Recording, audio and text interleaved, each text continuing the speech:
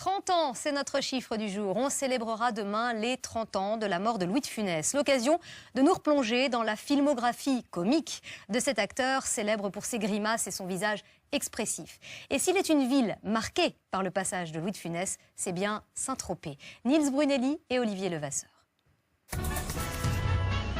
Sur le port, c'est la star des présentoirs et voilà la carte la plus demandée. Tout ça depuis qu'en 64, Louis de Funès transformait la ville en terrain de jeu du maréchal des logis-chefs Cruchot. Alors depuis à Saint-Tropez, voici l'endroit le plus photographié. Pour Saint-Tropez, c'est un icône. C'est immortel et puis c'est un personnage vraiment que je pense qui a marqué l'histoire. L'histoire d'un incontournable du comique français, tour à tour gendarme, chef d'entreprise ou personnage historique, mais quel que soit le rôle, irascible et très drôle. Il avait une faculté de faire rire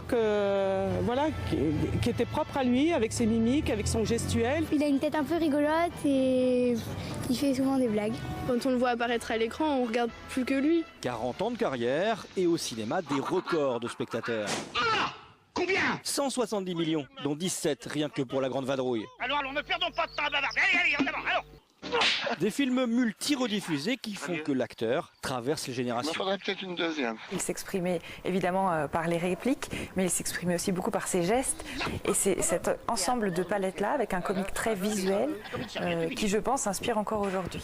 Le public l'adore, les acteurs le vénèrent. Jamel Debbouze va même capter en 3D des scènes de la folie des grandeurs pour faire revivre le comique dans un film d'animation, une adaptation du roman Pourquoi j'ai mangé mon père. Mon prochain film, c'est avec De Funès. Un acteur mort il y a 30 ans qui n'a jamais été aussi présent. Merci, messieurs, c'était très bien.